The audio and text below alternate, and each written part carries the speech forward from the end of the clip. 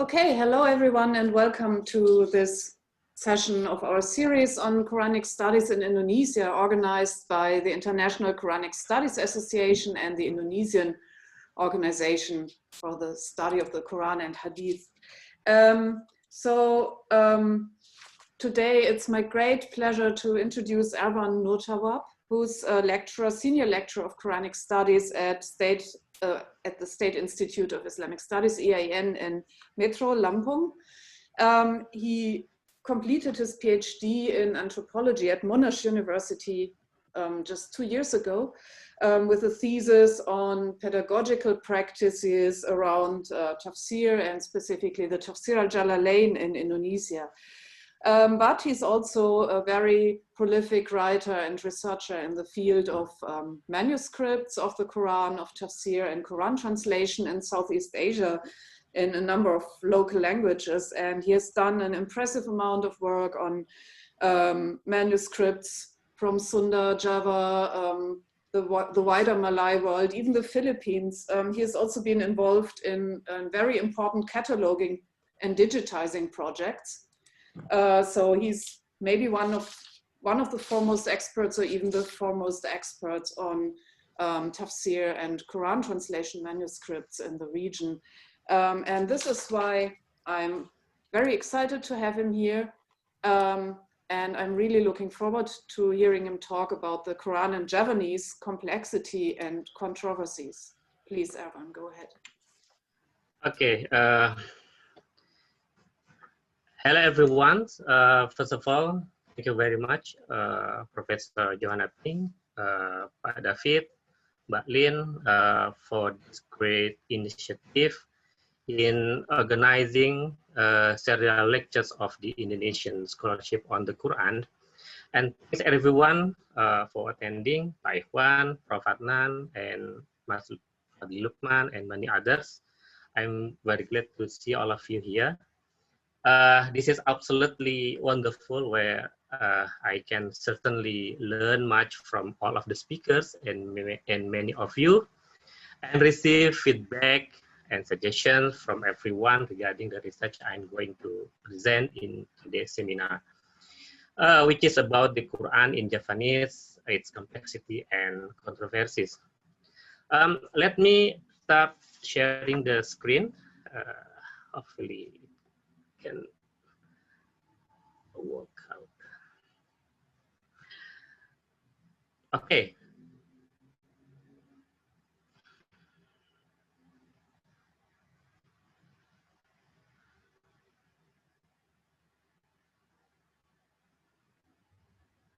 Oh, sorry. Wow, sorry. Okay. The Quran in Javanese here refers to all the exegetical and or translation activities in Javanese.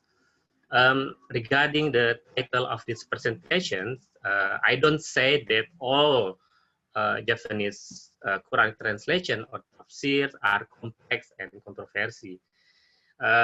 Analysis of what I identify as complex and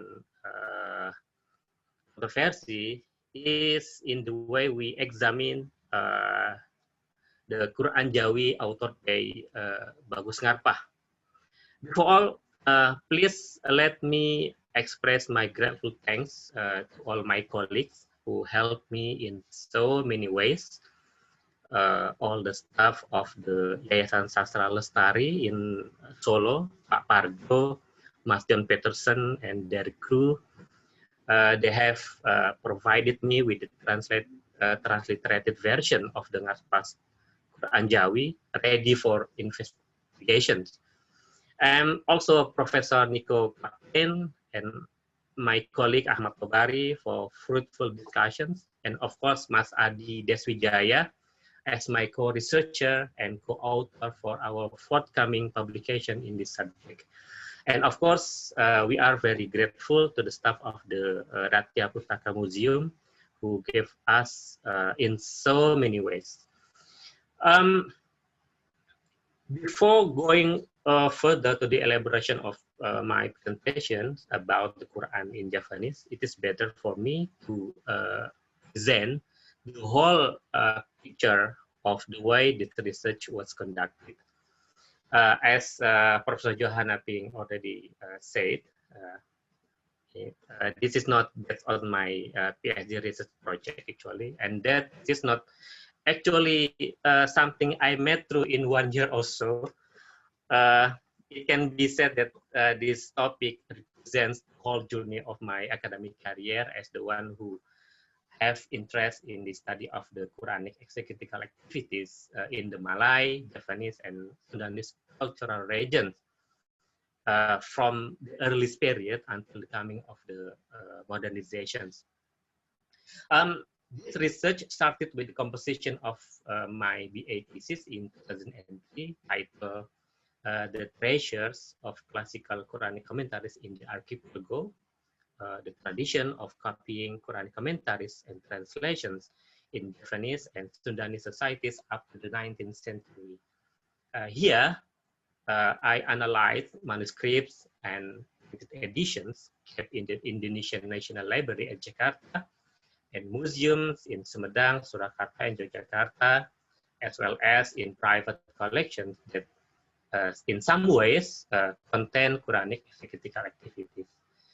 And as you can see in the slides, the research project on the Javanese Quran continued in the following years, where I was able to publish some works on related subject, especially the one published in the Routledge Studies in the Quran in 2016, edited by my colleague and mentors, Dr. Majid Daneshgar, Professor Friedel, and Professor Andrew Ripin.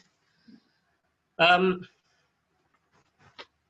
the time I started undertaking this research, I was fortunate that I was able to consult with two academic works, the first being written by Professor Michael Fina, published in the 1998 Studia Islamica, and the second being authored by Uhlenbeck in 1964, titled A Critical Survey of Studies on the Languages of Java and Madura. Both Fina and Uhlenbeck's works have inspired me in the way I looked at the Quranic exegetical tradition in the region, especially in Javanese. For example, in Professor Fina's publication, he stressed the difference regarding the characteristic of Javanese Quranic tafsir or translation produced in the early phase to be compared with those produced later.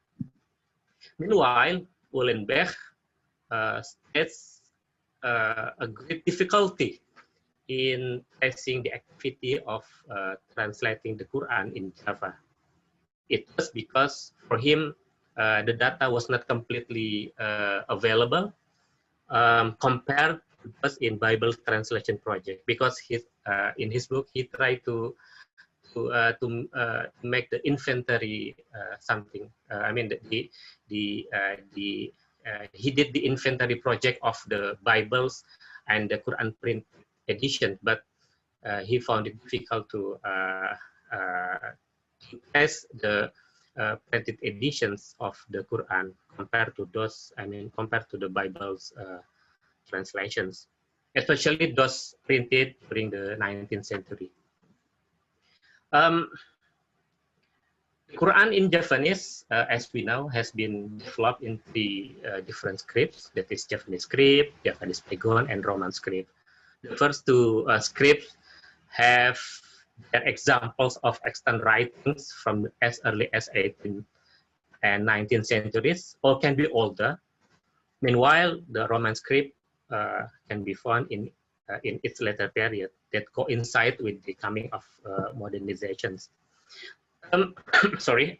Recently, I have written two forthcoming papers on aspects of translation and the sources used as a reference for the compositions of the two Javanese Quranic exegesis written in Javanese Pegon and Javanese script. The first, jointly with my colleague Fasjud Sukroni, is on the Quran manuscript that contains Javanese interlinear translation from the 18th century Banten. From the 18th century Banten Quran entitled Quranic Arabic, Tafsir al-Jalalain and Javanese.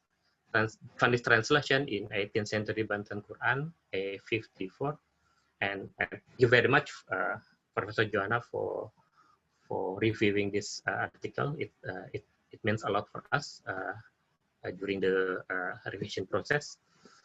And the second, jointly with my colleague Adi Deswijaya, comes our attention in today's webinar on this is on the manuscript that contains Javanese translation of the Quran and their interpretive editions entitled Controversies in the Early 20th Century Javanese Quran, First Numbering and Arabic References in Ngarapah's Quran Jawi. Going back to my 2016 paper, I already attempted to present the picture of Quranic translation, or to some extent we can identify them as tafsirs, in Malay, Javanese, and Sundanese cultural regions, considering the ways in which variations in translation types reflects how this works function in Muslim communities as a commentary or substitution. Presented comparatively, it is proven that the Quranic tafsirs or translation in Javanese cultural region greatly varied in terms of their production. This exegetical activity flourished or developed long before the 20th century. Some identified works are complete, meaning that they interpret the whole Quran. Some are incomplete, usually found in manuscript of very mixed content, often with pieces of an Arabic tafsir copied into such works. Furthermore, the aim of making Quranic commentary was not only for comprehension, but probably also for serving as substitute for the Quran itself, as may be seen from some of the 19th and the early 20th century Javanese Qurans. As in the next slide, in the following period, the Javanese authors included the original Arabic text of the Quran in their works. Some works, some works usually made earlier tend to exclude the Arabic Quran. Meanwhile, some others that were produced later accommodated more spaces and layout for the Quranic Arabic text to be included. You can see the differences in the examples presented in this slide. This is the 19th century production, and this is the 20th century production, the Samsia publisher. In my opinion, there might be two reasons why some Javanese tafsir editions in its early phase during the 19th to the early 20th century did not include the Arabic text. The first reasons, as in the case of the printed edition by Lang and Co. in 1858, this Batavian company seems not to have the technology for printing Arabic letters. So this is kind of the technical reasons. But the second reason might lie in the fact that, like what Rick Cleft in 2007 states, there was a widened gap between the Javanese literature tradition in the aristocrat or palace milieu and the Javanese literature tradition of the countryside. Rick Cleft referred his opinion to further his analysis of the 1831 reports issued by the colonial government. In this regard, Rick Cleft said that This was because devout Muslim believe that man is not capable of understanding any other education until he is completely familiar with the teachings of his faith. So other discipline might be unnecessary. Wycliffe also said that such a gap does not seem to have been a feature of Japanese life in the period before 1830. In the coming decades, pesantren would become a much more common feature of the countryside, while the gap between Islamic and Japanese knowledge would widen. In my opinion, Wycliffe's opinion on the Wycliffe's statement on the widened gap between Islamic education of the countryside and knowledge of Japanese language and literature is very problematic, and I think this is not entirely correct. Although the lifestyle of Japanese aristocrats were very much Japanese and westernized at the time, we can still find some Japanese aristocrats in the 19th and early 20th century Java had devoted themselves in studying Islam and the Quran. One example is Bagus Ngarpah. There is a little we know about Bagus Ngarpah's life. As long as this research is concerned. But one thing for sure, he was appointed as the teacher of the Manbangul Ulum School and once held the position of the principal of the school.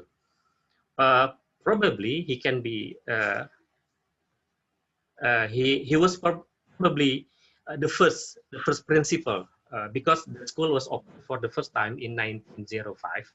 And this is the period when he held the position as the principal, if I'm not mistaken. Bagus Ngarpah is identified as the one who was responsible for the authorship of many Japanese works, especially in Islamic field or in Islamic studies. But the most important one that had created a dispute and controversy among the Japanese Muslims, even attracted attention from a Sayyid in Batavia, I mean Sayyid Usman, as well as in Singapore, and also attracted attention from the colonial government, is his Japanese translation of the Quran. As for the physical identification of the manuscript used for the purpose of study here, as you can see in the slide, this is 3 volumes of the manuscript titled Quran Jawi, written by Bagus Ngarpah. He is the early 20th century royal servant in the Japanese Keraton of Surakarta.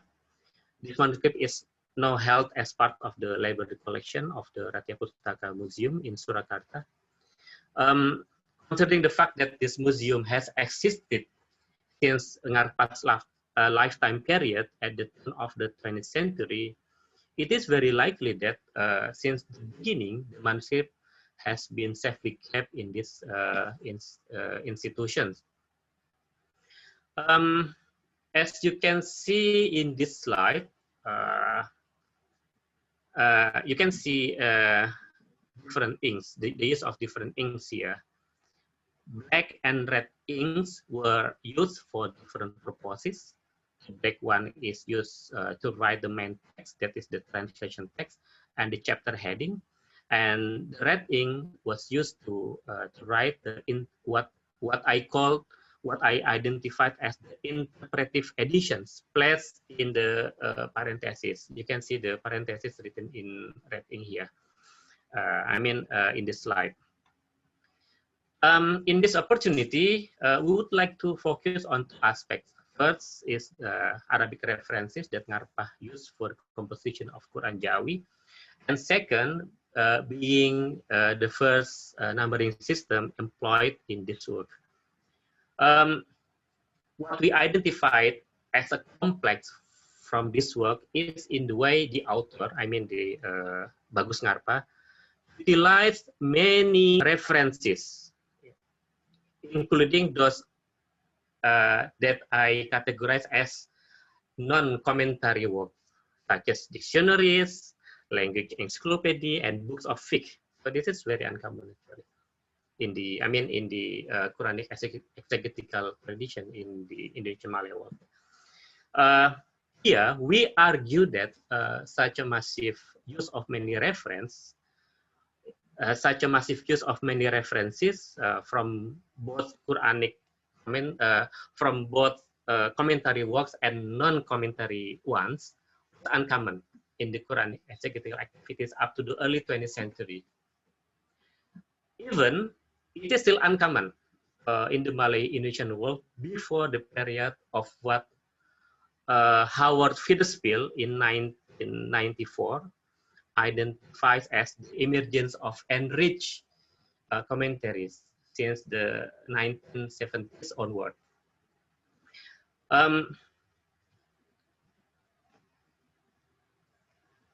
As presented in this slide, we examine the complexity in the use of Arabic references found in the interpretive additions to the translation text in the Quran Jawi.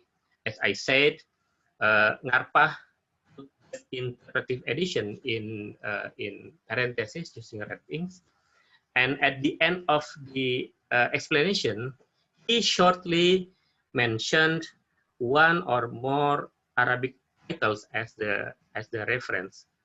In our analysis to follow, some of the listed works clearly refer to the works known among the Javanese pesantren people of the countryside. Some works, especially those categorized as the non-commentary works, seems to be uncommon in use for pedagogical practices in the 19th to the early 20th century pesantren. This is based on the inventory project of Arabic works by Van den Berg. He did the inventory project of Arabic works used and circulated in the late 19th century Javanese pesantrens.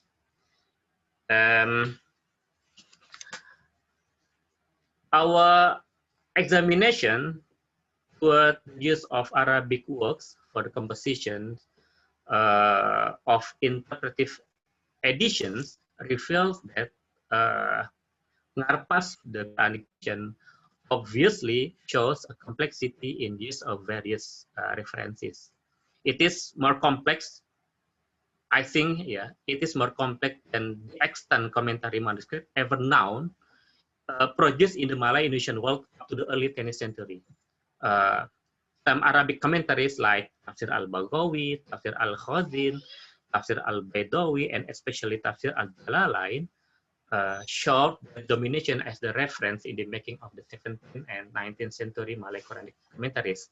From Aceh, for example, which is Tarjuman al-Mustafid, studied by Riedel, and one from Mindanao that I analyzed in my publication in 2019, and also the one written in Malay language, which is the internet translations found in the Banten Quran that I also analyzed in my current publication in 2020, as well as the printed Maranao Tafsir from Southern Philippines in 1930.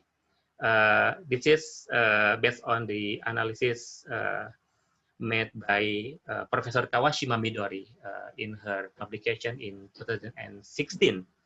And also the early Javanese translation found in the 18th century Banten Quran, A54, in my forthcoming publication.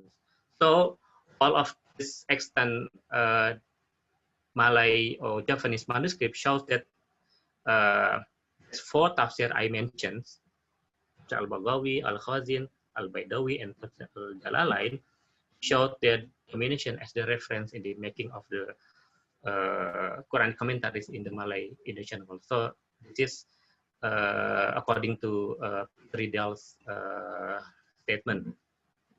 But based on the table, as you can see in the slide, Ngarpah used also, of course, used the Tafsir Jalalain, and then he also used two glosses of the Jalalain, shortly mentioned in Javanese spelling here as Jamal and Sawi. I think this is number 4 and number 12.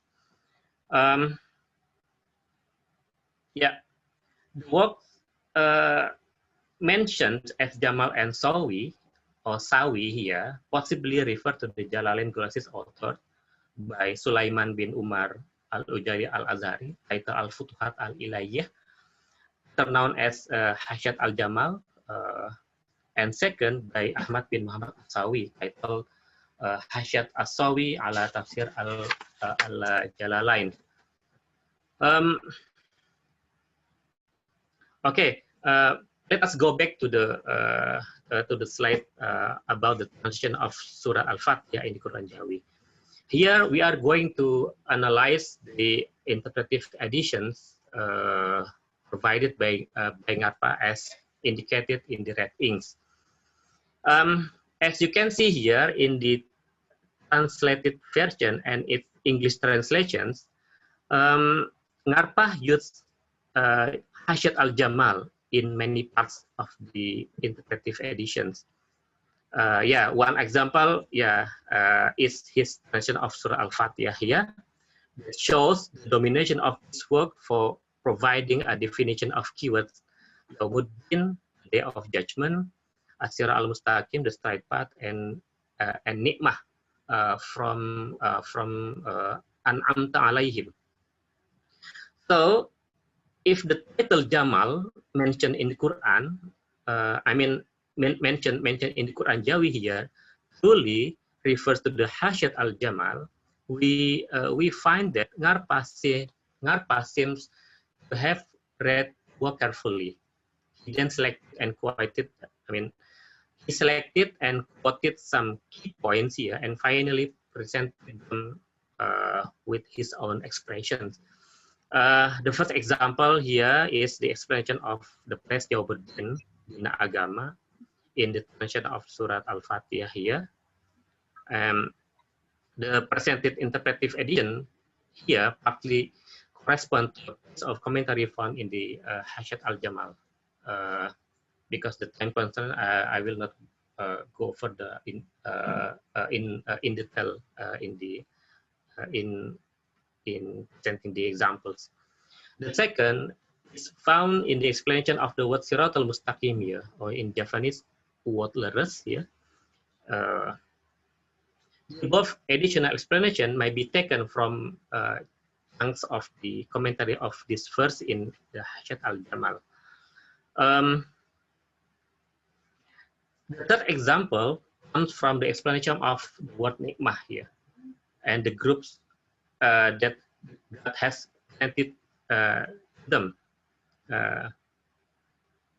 So there's three examples from the presented interpretive edition found in the Quran Jawi are actually generally found in the mainstream Quranic commentaries, of course, but what is found as a resemblance, between those presented in the Quran Jawi and the Hasyiat al-Jamal might confirm that Ngarpa seems to have referred to this clause or referred to this Quranic commentary.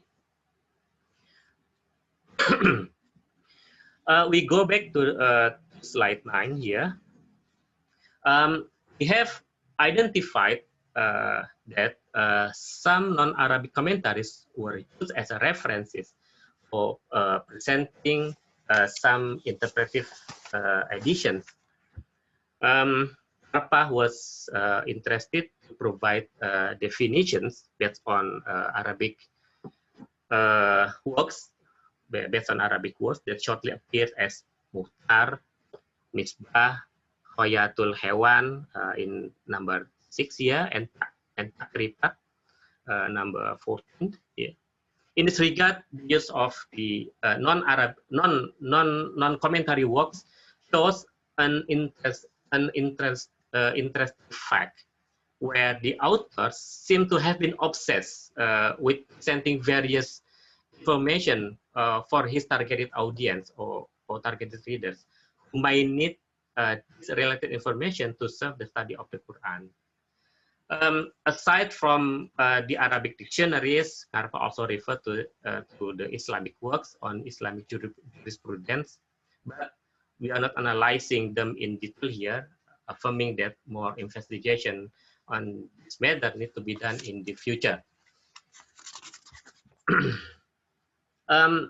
Identification in the use of non-commentary works looking like Arabic dictionaries, for me, seems to be very difficult because linguistic words seems have been uncommon in use for Islamic pedagogy. Inventory projects, the first being conducted by Van den Berg and other by Brunesen, and also by us, based on the collections of kitabs kept in the library of the Sophia University in Tokyo during 2010. All of these three projects can be used to determine types of Islamic works that were circulated in the Javanese pesantrens from the late 19th to the late 20th century Java, assuming that Islamic text or kitab unlisted in these projects indicate a very limited availability. So what is shortly appeared in Ngarpa's works therefore indicates that non-Arabic commentaries like the dictionary work seems to have been uncommon in use for Islamic education at the time of the early 20th century Java.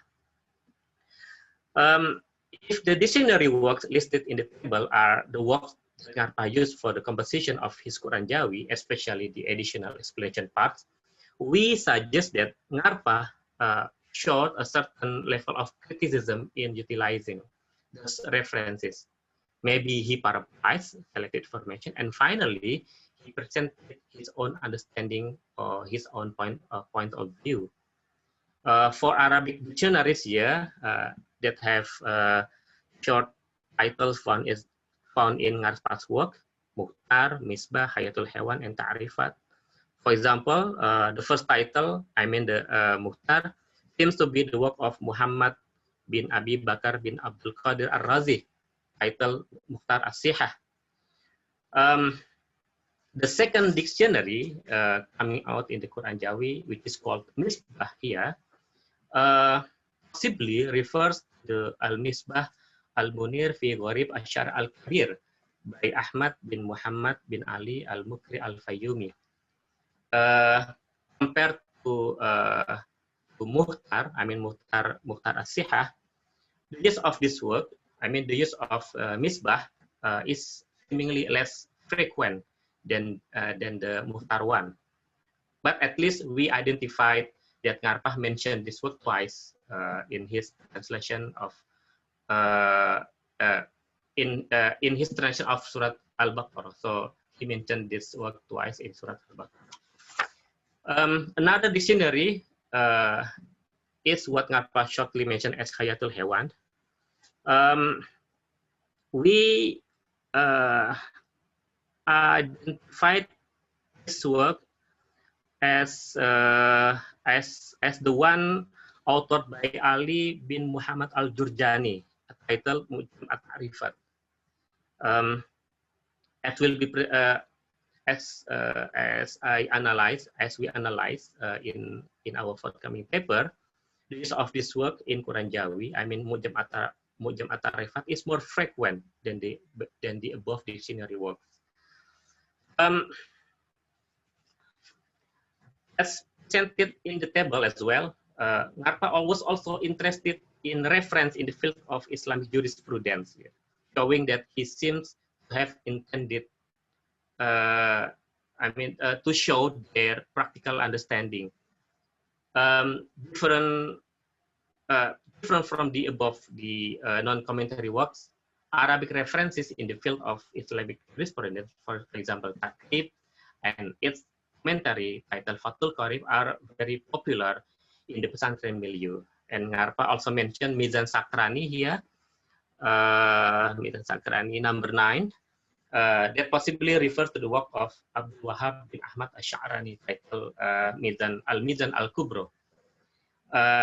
Also one fresh work in the field of Islamic jurisprudence composed in the late 19th century, I'ana at-Talibin, which is spelled in Japanese as Inangatut Talibin or Inganatut Talibin here. This is, of course, this is the one authored by Abu Bakar Usman bin Muhammad Shatta ad-Dimyati al-Bakri.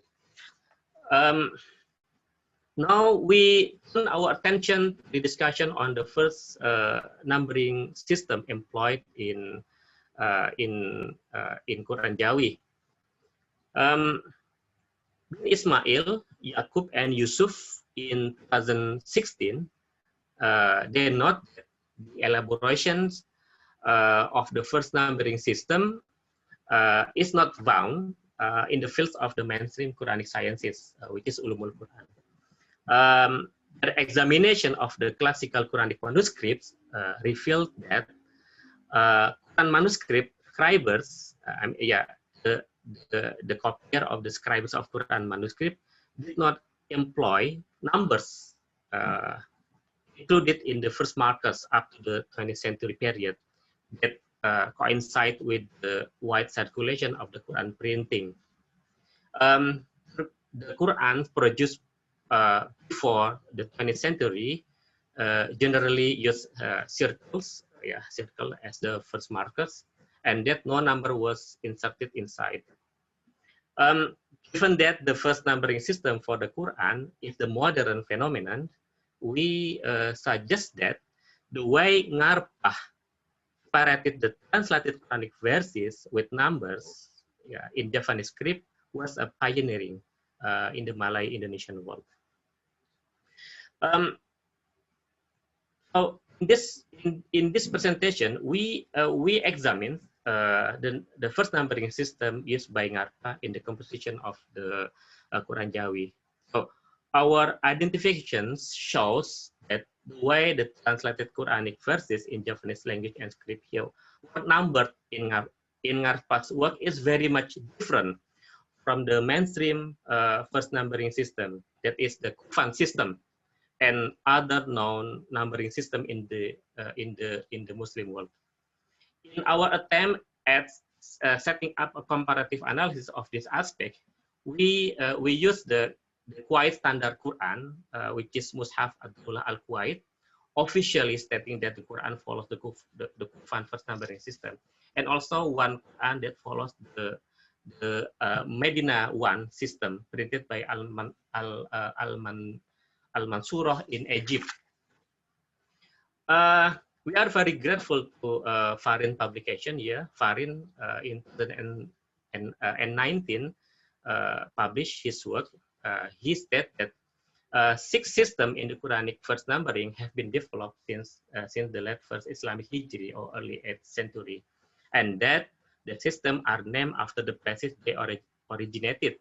That is Medina 1, Medina 2, Meccan, Damascus, Kufan, and Hims. Erwan, Yeah. could you come to your conclusion in the next 5 minutes or so? Okay. Sorry. Okay. So we can talk about this later. So I will just jump to my conclusion. In this presentation, I examine aspects of the Quranic first numbering system and Arabic references in the Quran by Ngarpah, who was the royal servant and Islamic scholar in the early 20th century Javanese Kuraton of Surakarta. Clearly mentioned in the front cover of his work, this work was presented to the members of the Wara Dharma literary circle, assuming that the variation in use of references for the compositions of the Quran Jawi reflect the Javanese Brahis needs to study Islam and their intellectual interests. So, as far as the research is concerned, translation or commentary without its original text is a critical feature of the Quranic exegetical activities in the late 19th to the early 20th century Java.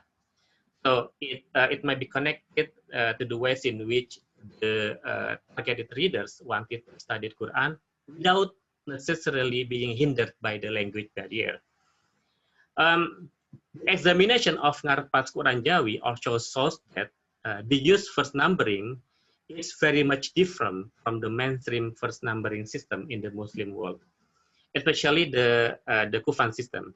We negate the possibility of technical errors here that Ngapa or his team might make during its composition, based on the reason we wrote in our upcoming articles.